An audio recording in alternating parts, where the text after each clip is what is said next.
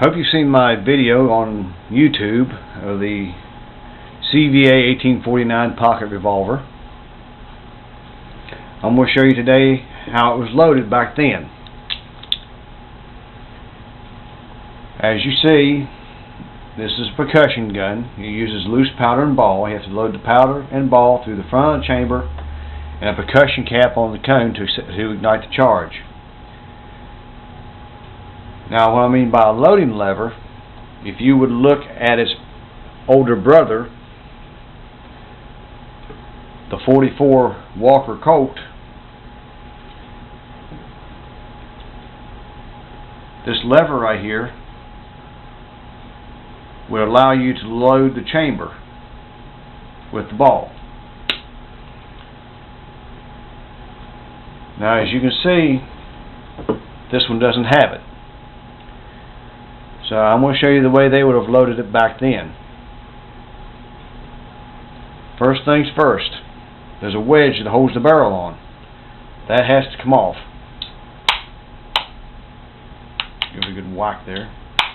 There we go.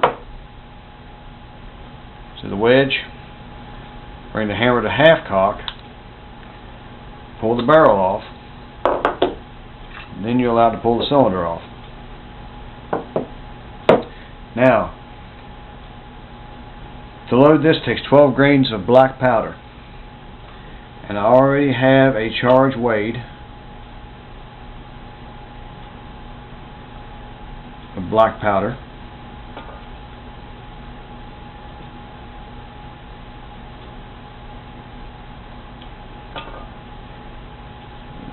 Get it set there just right. There we go.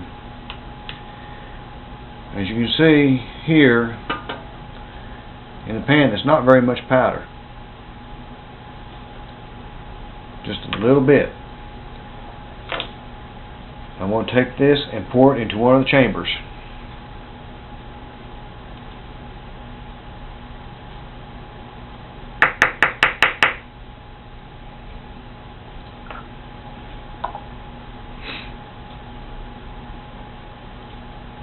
Once that is in there,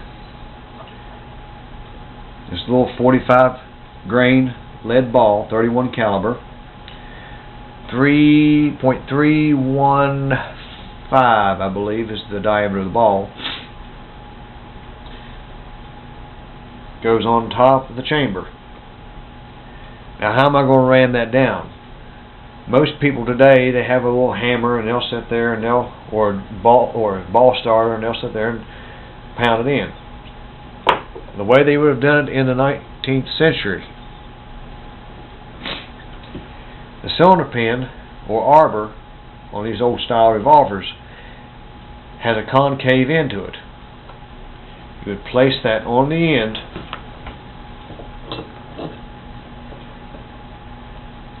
and give it a shove, which seats the ball into the chamber. Just like that.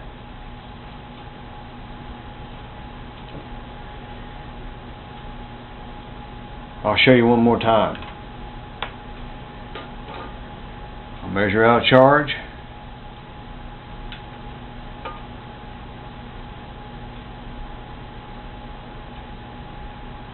The reason why I'm weighing out my charges, I don't have a powder measure for it. So I'm having to do it the tedious way of weighing out my charges on my powder scale.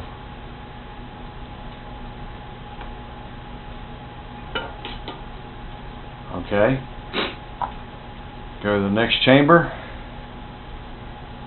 drop the powder in. Now, these little pocket revolvers, they would have had, when they purchased one, they would have had a spare cylinder with it. That way they could carry a spare cylinder in a vest pocket along with the pistol.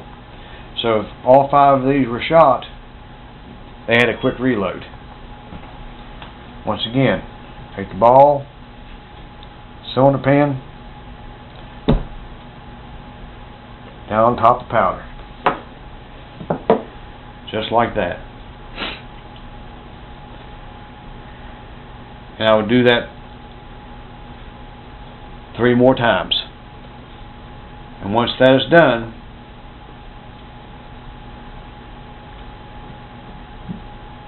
then grease will be placed on top of the chamber like this, not to prevent chain fire, but to lubricate the ball and to keep the powder fouling soft in the barrel. And once that was done,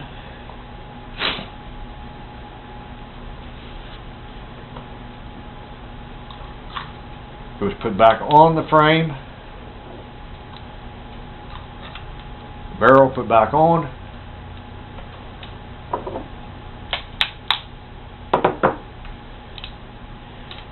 then a percussion cap would be placed on these cones. Then it'll be ready to fire. So if you have any questions, send me a message via YouTube, and I'll be more glad to help you out. Thank you.